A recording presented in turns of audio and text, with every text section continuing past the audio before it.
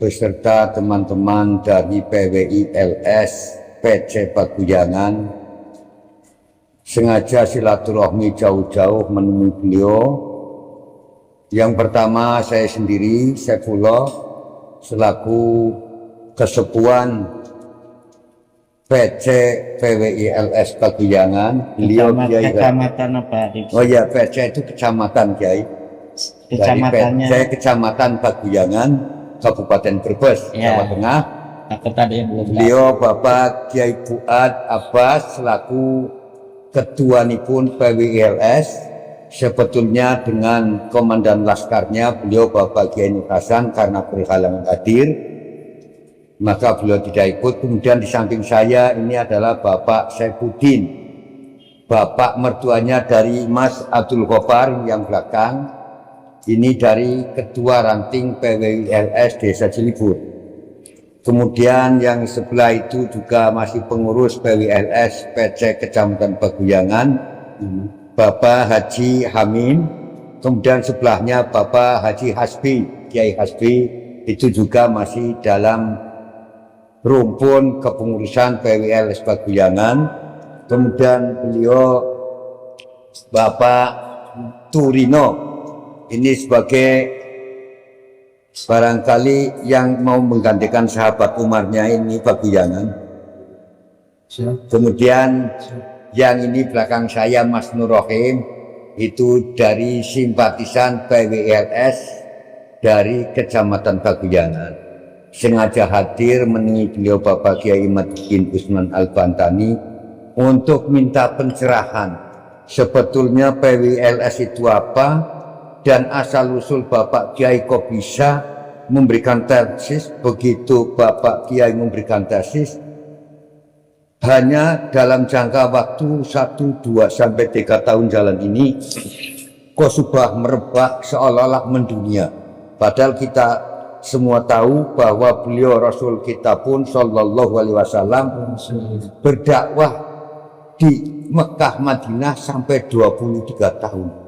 Beliau Pak Kiai alhamdulillah dengan segala kealiman beliau sampai mendunia hanya dalam jangka waktu sekitar 3 tahun. Mohon pencerahan Pak Kiai. Saya Haji Saifullah dari Kesepuan PWILS Paguyangan. Monggo. Terima kasih. Assalamualaikum warahmatullahi wabarakatuh. Waalaikumsalam warahmatullahi wabarakatuh. Alhamdulillahil malikil hakim, al-jawadil karimil azizir rahim, wat-tariqu ilaihi wadihul lil qasidin, wat-dalilu alaihi da'iqul lin nazirin. Wassalatu wassalamu ala sayyidina Muhammadin wa ala alihi wa sahbihi ajma'in, amma ba'd.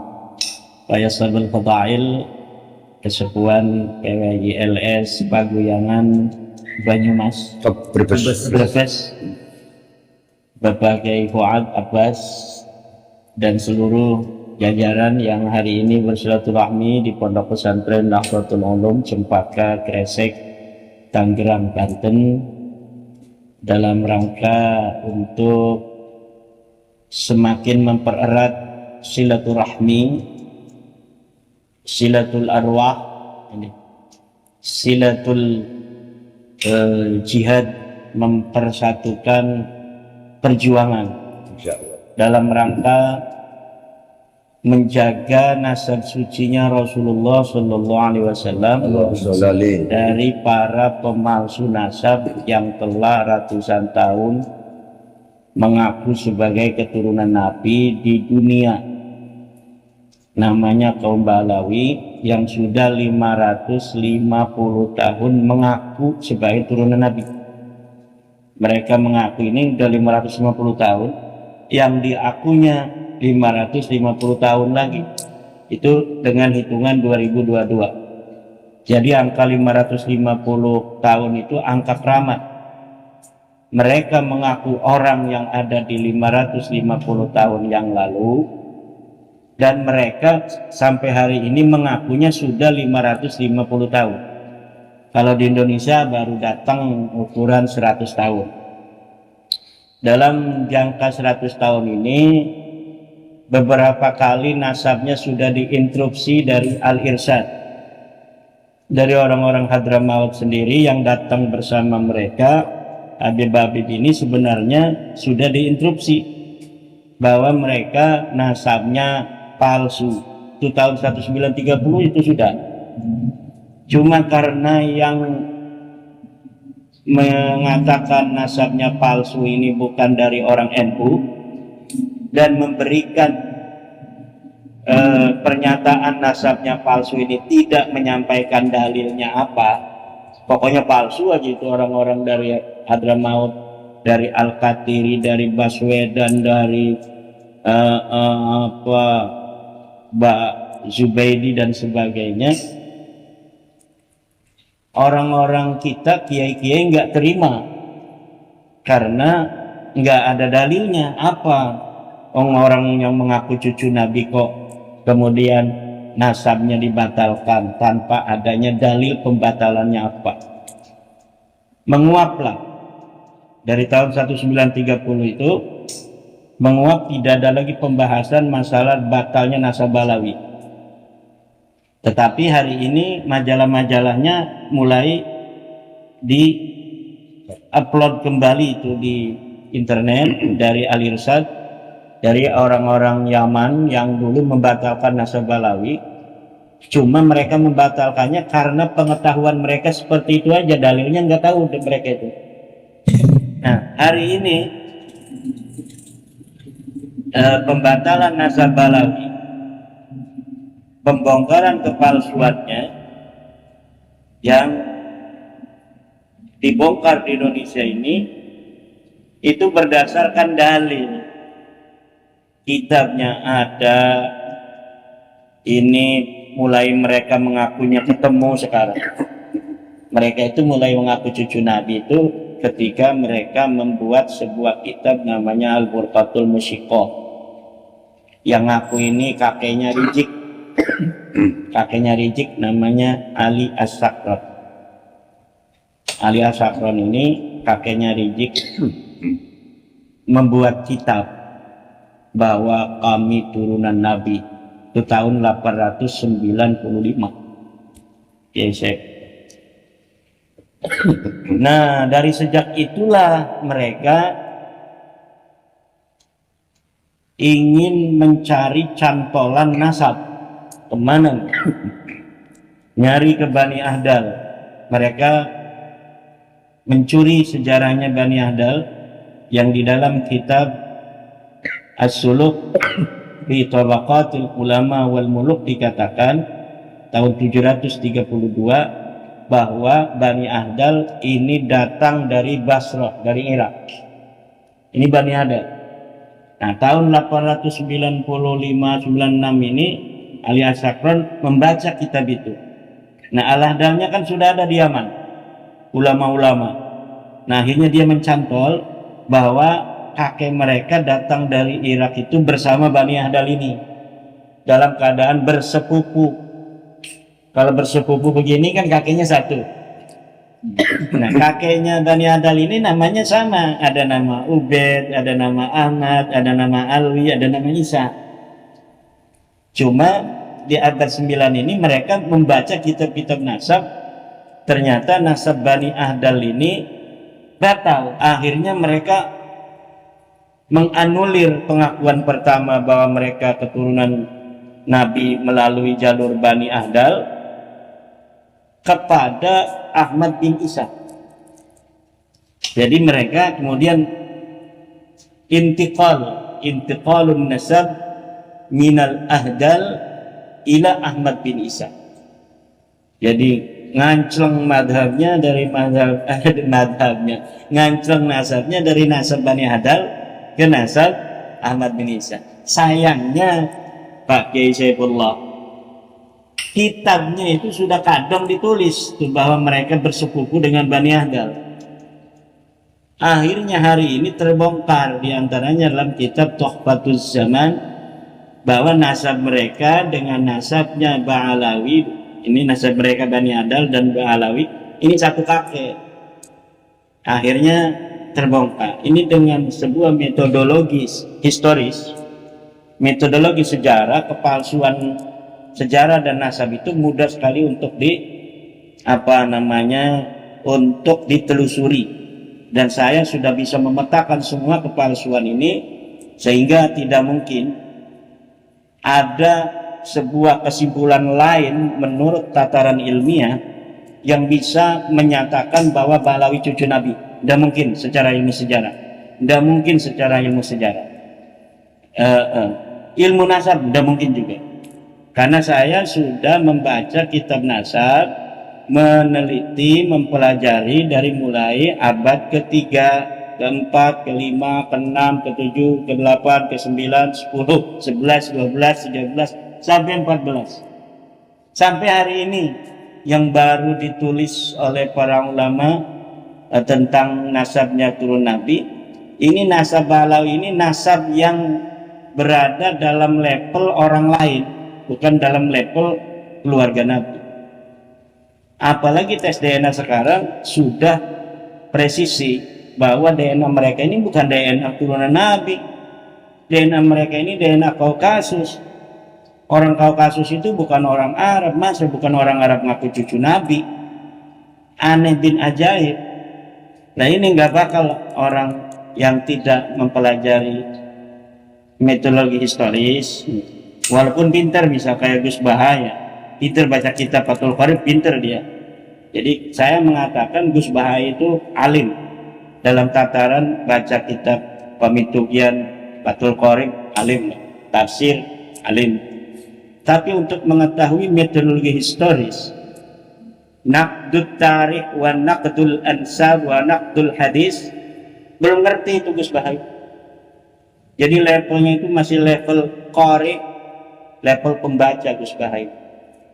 Kalau untuk level seorang naqid, seorang peneliti dan seorang pengkritik sejarah, pengkritik hadis, pengkritik daripada sebuah riwayat, Gus Bahaya tidak paham. Saya lihat tidak paham dia. Jadi levelnya masih beberapa tingkat lagi, dia harus memahami ini, harus banyak belajar. Apalagi yang kemarin itu juga ada yang diberi penghargaan oleh MUI, namanya Ibnu Harjo Al-Jawi. Itu udah tahun 2023, Ibnu Harjo Al-Jawi itu bikin kitab An-Nisbah Asy-Syarifah, menjawab tesis saya. Saya nggak angkat karena dalilnya cuma husnudon, adamul wujdan la yadullu ala adamil wujud, tidak ditemukan bukan berarti tidak ada, hanya itu saja. Jadi levelnya Ustadz Ibnu Harjo Al-Jawi dan Balawi-Balawi, kiai-kiai yang husnudon, itu masih banyak harus belajar tingkatan-tingkatan naqd, kritik sejarah, naqdul tarikh, naqdul ansab, naqdul hadis. Jadi kritik riwayat ini yang mereka nggak paham. Setiap ada riwayat kemudian mereka nggak bertanya, ini kok bisa ada riwayat begini, ini kronologinya seperti apa. Nggak paham begitu ya. Kalau nggak paham udah baca aja kitab yang ada.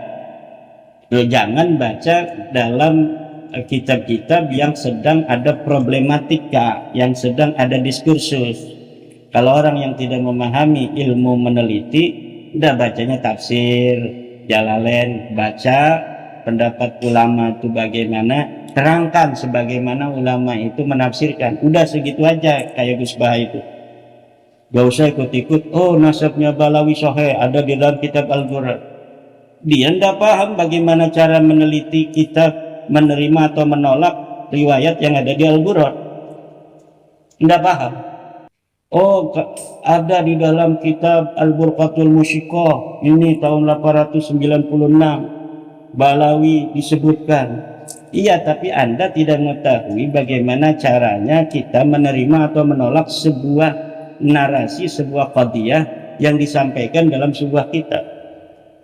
Laisa kullu ma kutiba wa ma ruwiya sahihan, kullun qabilun lin naqdi.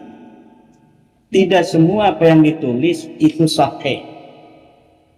Laisa kullu ma ruwiya sahihan. Tidak setiap apa yang diriwayatkan itu sahih. Tidak boleh kita menerima agama yang diriwayatkan begitu saja, taken for granted. tanpa kita teliti ini benar atau tidak atas nama agama. Nanti kalau ada orang ngarang sebuah kitab, Kitabul Hadis fi al-iman misalnya, kemudian dia karang hadis-hadis Nabi yang tidak pernah dikatakan oleh Nabi. Qala Rasulullah sallallahu alaihi wasallam misalnya, man qara'a qul huwallahu ahad alfa marratin dakhalal jannah. Kemudian man dakhala PWILS dakhalal jannah. Ini kalau Rasulullah harus diterima dong karena ada kalau Rasulullah. Nggak bisa, bos. Kalau ada qala Rasulullah sallallahu alaihi wasallam man dakhala PWILS dakhalal jannah, kita harus teliti siapa yang ngarang. Oh, yang ngarang Kiai Fuad Abbas, ketua PWILS, pantes. Bohong ini. Kenapa? Ada kepentingan. Dianya PWILS. Kalau mengatakan man dakhala PWILS dakhalal jannah, yang ngomongin PWILS mardud. Karena di mana ada kepentingan di situ, disitulah mawadhi'ut tuhmah. Apa namanya? Mawadhi'ut tuhmah. Madhanut tuhmah di situ. Ada tempat kita mencurigai dia. Ada tempat kita mencurigai dia karena adanya maslahatun lahu. Ada kepentingan yang dia miliki, yaitu dianya ketua PWLS ingin tuh mece-mece yang masuk jadi kibin itu, yang belum sadar itu masuk PWLS. Akhirnya dia terpaksa bikin hadis palsu. Qala Rasulullah SAW man dakhala PWILS dakhala jannah. Rawahu Kiai Fuad Abbas.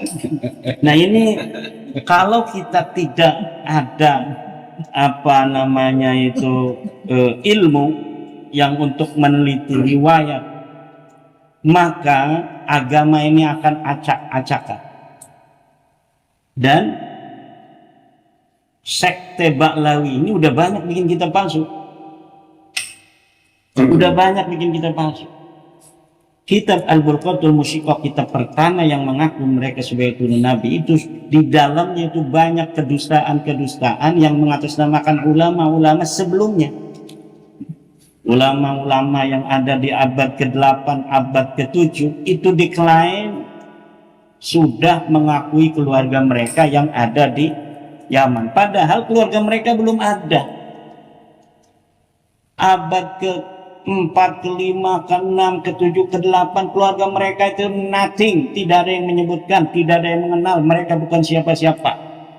Jadi kayak model Gus Baha, model Ibnu Harjo itu, kalau dia masih levelnya pembaca begitu, belum mau belajar lebih banyak lagi ilmu penelitian, ilmu naqdul tarikh, ilmu naqdul ansab, ilmu naqdul riwayat, udah bakal bisa paham bagaimana cara mengkritisi nasab Ba'lawi yang palsu itu. Nggak bakal paham. Paling dia akan mengira bahwa orang yang mengatakan nasab Ba'lawi palsu itu sebagai orang hasud, orang yang iri. Kenapa? Karena dia nggak paham suasana kebatinan, cara berpikirnya seorang peneliti. Tapi kalau profesor-profesor di universitas, kenapa sampai sekarang udah ada yang mau mengatakan cara penelitian saya itu adalah cara penelitian yang salah? Karena mereka sudah tahu cara meneliti dan mereka sudah paham suasana kebatinan seorang peneliti, bukan seorang pembaca yang kayak anak SD baca apa saja dianggap semua yang dibaca benar. Seperti itu. Monggo. Ini Kiai, mohon maaf. Itu kan dari dulu Pak Kiai kan tidak membuka ini Kiai. Kau tahu-tahu sekitar tahun 2022 kan? 22. Ya pertengahan 2022 Pak Kiai baru mengeluarkan fatwa-fatwa. Itu asal usulnya bagaimana sampai Pak Kiai mengadakan penelitian sedetail itu Kiai? Mohon penjelasan. Iya, sudah sering saya ungkapkan ya di dalam berbagai kesempatan ini, karena Pak Kiai Saifullah bertanya ya, kepada kesepuhan kita harus nurut. Jadi memang saya sudah katakan bahwa asalnya kita ini termasuk orang yang percaya Habib, mantan kipin. Kayaknya Kiai Saifullah juga mantan kipin ini. Ini wajah-wajahnya mantan kipin semua. Jadi enggak ya? Mantap nih, ini hebat nih. Coba kenapa enggak jadi kipin dari dulu? Terangkan, kenapa dari dulu enggak percaya Habib? Kalau saya percaya dulu. Ya enggak. nggak percayanya kan ini kan ada di ranting saya WLS Harapan. Iya. Jadi teman saya kan Pansel, teman saya Pansel, kakaknya kan usaha namanya paving apa ya? Paving. Nah, paving. Lah itu Habib Soleh itu minta dikirimin paving satu rumah lengkap dipasang. Begitu minta bayaran, jawabannya kapan ngamalnya ke Habib. Oh, ini wajar ini. Karena pernah melihat ada Habib minta paving nggak bayar, beli paving. Betul. Mulai dari 1999 dari 1999 saya suka melihat berita di TV One. Itu di situ saya ingat persis Rizik itu ngatain Gus Dur kan buta mata buta hati, mau diikuti apanya. Sejak saat itu kok saya curiga sampai nggak percaya, masa kalau itu cucu Nabi kok akhlaknya begitu dengan Kiai. Itu 99 guys. 99 udah ada Curiga banget, makanya nggak ngikut. Hebat ini. Ya bukan arah apa saya Berarti bukan Kipin ini. bukan Ya, bukan. sumpah belum pernah jadi kipin guys. Wah, hebat ini. Waduh, ketinggalan. Enggak, kecuali dulu waktu saya hall masal ke-5 itu pernah undang Habib sekali dari Bogor, itu karena menantu saya. Pak, undang ini saja guru saya Habib dari Bogor, Habib Umar Al-Atos waktu itu. Sekali kali itu pun menghormati menantu saya. Nah, kalau Kiai ini gimana coba? Ini bukan Kipin, apa Kipin? Kalau saya memang Kipin. Oh, lama. Sama saya. Itu salah sesama mantan Kipin. Ya, setiap bulan tidak kurang dari 6 sampai 7 habaib yang datang ke rumah saya. Sebulan? Iya, sebulan itu. Waduh, Gitu. lumayan itu. Akhirnya kan saya sering curhat kepada guru saya dulu waktu beliau masih Sugeng di Mas Runi Bunda. Gitu. Akhirnya dia memberikan apa itu ya jawaban dari saya Derby saya nek itu sama punya wong kamu juga punya keluarga itu dia itu. Tapi kan kerja kalau nggak diberi marah atau diberi sedikit itu malah ya gitu sebar dilempar begitu. Tapi kalau saya nggak ada dan ada ya minta duit gitu. Nggak enak nggak ngasih ya? Ya itu, tapi ya saya kasih sesuai dengan kemampuan saya. Ya tapi kan puyeng ya. Ya begitulah kira-kira.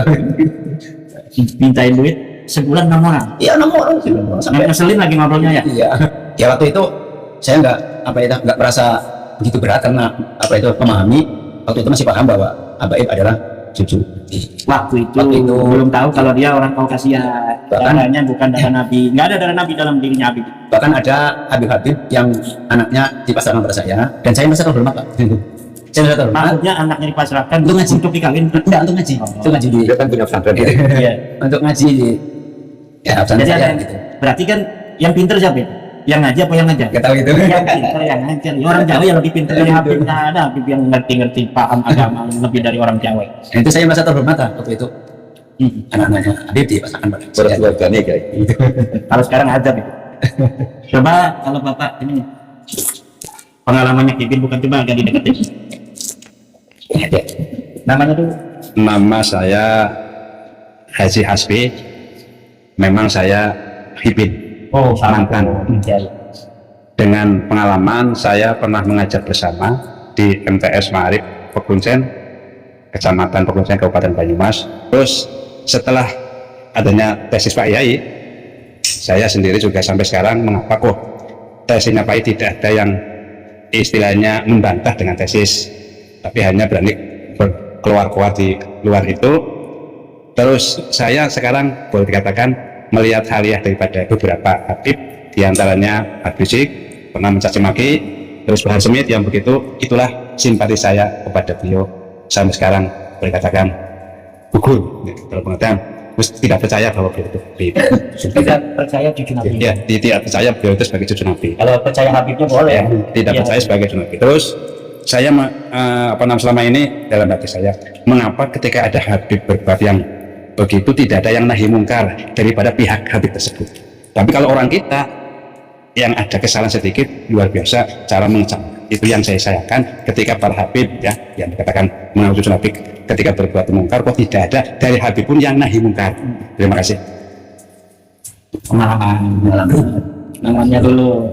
Dari Nama saya Hamim Maksudi. Pengalaman saya, dulu saya pernah merantau Pak Kiai di Saudi Arabia. Pengalaman saya, memang dari dulu pun saya nggak begitu percaya bahwasanya Habib itu duriannya Rasulullah SAW.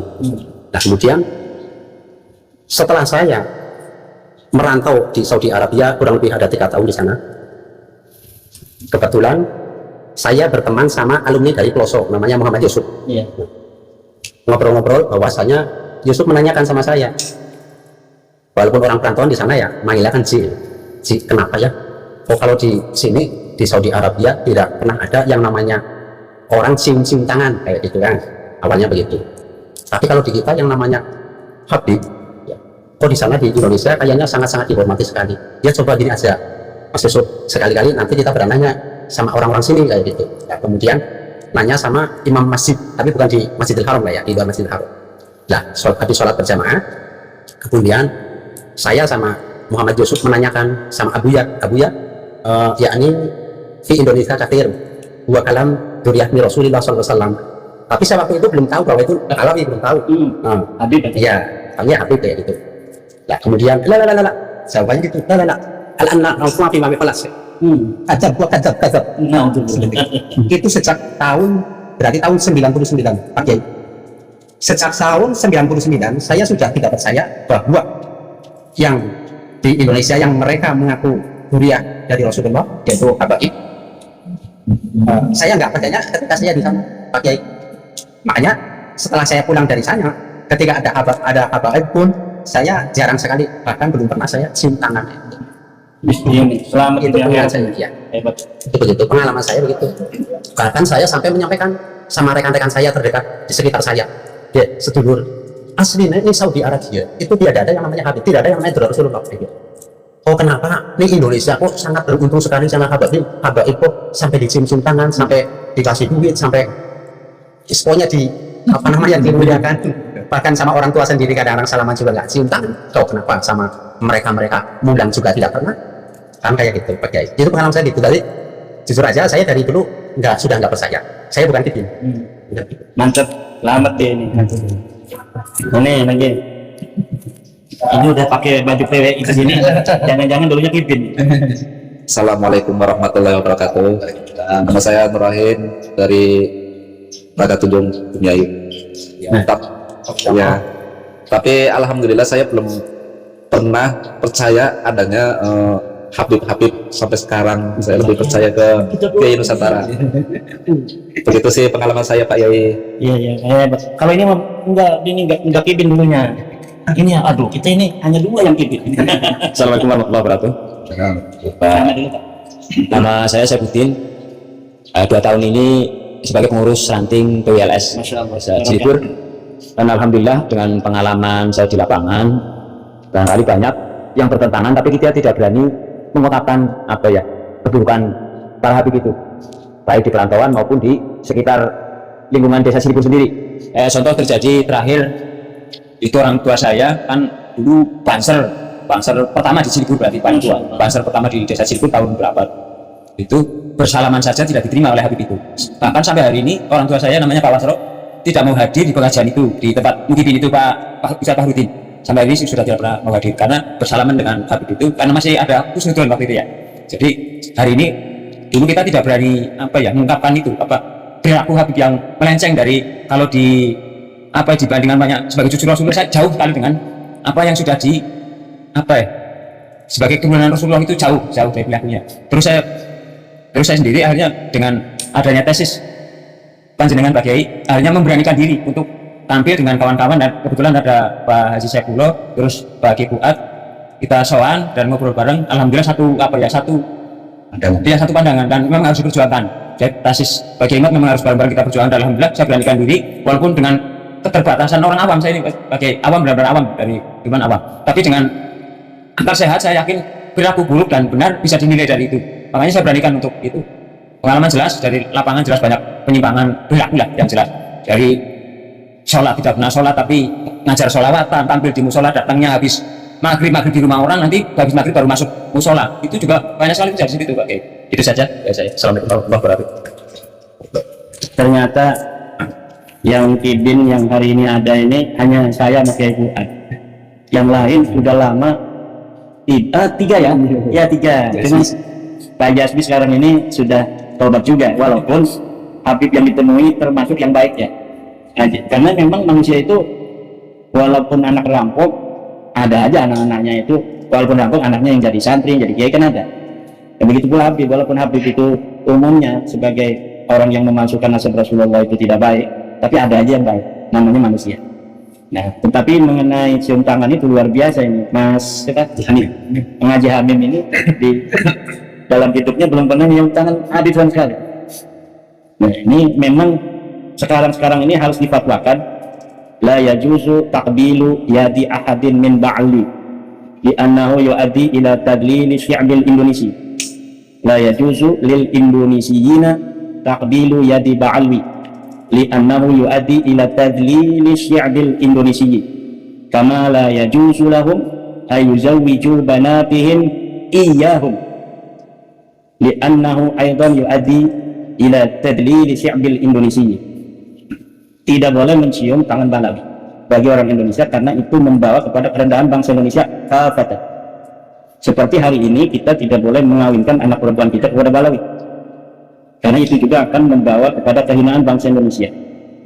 Kenapa? Karena mereka sudah lama mengharamkan anak-anak perempuan mereka dinikahi oleh bangsa Indonesia, dan bagi yang menikahkannya dianggap sebuah aib, berarti menganggap rendah bangsa Indonesia. Itu masa lalu. Sekarang masanya adalah orang Indonesia yang menikahkan anak perempuannya dengan Balawi itu orang hina dina. Orang Indonesia yang menikahkan anak perempuannya dengan anak laki-laki Balawi hina, karena tidak selevel, tidak darah Nusantara yang jaga perkasa, tapi mereka memilih darah Kaukasia untuk dijadikan sebagai menantu mereka. Dan ini saya kira sudah menyeluruh pemahaman bangsa Indonesia bahwa Balawi selain terkait dengan nasab juga terkait dengan usaha-usaha pemalsuan sejarah, pemalsuan nasab para pahlawan Indonesia, pemalsuan kuburan. Saya menghimbau kepada PWLS di seluruh Nusantara untuk dengan seksama melihat di sekitarnya, di sekeliling mereka, apakah ada makam-makam baru atas nama Balawi, kemudian dicatat tahun wafatnya itu tahun wafat sebelum 1800, karena mereka kan datang setelah 1800 secara masif. Maka hari ini mereka ingin dikenal sebagai penyebar Islam di Indonesia. Akhirnya mereka membuat makam-makam yang diatributkan tahun wafatnya ada yang 2 Hijriah, ada lagi yang 1500 Masehi dan lain sebagainya. Ini PWLS di semua tingkatan harus kemudian men-tracking dan melaporkannya kepada aparat-aparat desa, para ulama-ulama desa, kepada aparat pemerintahan di tingkat setelahnya, agar bagaimana ini ditertibkan. Tidak boleh ada sebuah makam yang tidak punya sejarah kemudian lama-kelamaan dianggap sebagai orang yang betul-betul pernah ada di daerah itu, sehingga nanti ulama-ulama dan pejuang di daerah itu kemudian akan tergeser, sejarahnya bergeser, kemudian peran pentingnya di masa lalu direbut oleh wayang yang tidak punya sejarah dan bahkan orangnya tidak ada. Ini adalah sebuah kejahatan yang harus mendapatkan perhatian dan harus ditumpas pemalsuan sejarah, pemalsuan makam itu. Dan ini tugas kita semua, tapi semuanya dilakukan dengan ma'ruf. Jadi kita nahi mungkar itu bil ma'ruf, dengan baik, bermusyawarah, kemudian bagaimana kita memerangi pemalsuan itu dengan akhlak yang baik, dengan musyawarah. Saya yakin kalau mereka itu diajak bermusyawarah Balawi ini, adu data tentang klaim mereka dalam sejarah, dalam kuburan, mereka akan menerima. Masa ada data yang kuat mereka nggak menerima? Kalau mereka nggak menerima, tapi nanti kepala-kepala kampung ini kan yang akan menerima kita, dan tentu mereka akan kalah. Jadi jangan pertama kita langsung mengadakan acara nahi mungkar itu dengan fisik, jangan. Dengan otak aja mereka udah kalah. Ya, kalau dengan fisik, dengan massa itu nanti akan ada resiko sosial yang juga merugikan semuanya. Jadi saya kira itu, mudah-mudahan semuanya berkah, Yai Saifullah, Yai Fuad, Pak Jasbi, Pak Haji Amin, dan lain sebagainya. Mudah-mudahan silaturahmi dari PWILS Paguyangan Kabupaten Brebes akan bermanfaat dan penuh barokah. Insya Allah saya nanti akan bersilaturahmi ke Paguyangan pada waktunya. Mudah-mudahan sehat badan. Dan kemarin kita lihat luar biasa itu di Pemalang. Saya nggak bisa hadir karena ada acara. puluhan ribu, itu bukan ribuan lagi itu. Kita lihat dari secara langsung puluhan ribu orang-orang ke Malang datang karena mencintai PWILS. Aman, tentram, karena memang di Pemalang itu sudah udah paham, karena kiai-kiainya terus bergerak memberi pemahaman bahwa Ba'alawi ini, Habib-Habib ini bukan cucu baginda Nabi Muhammad Sallallahu Alaihi Wasallam.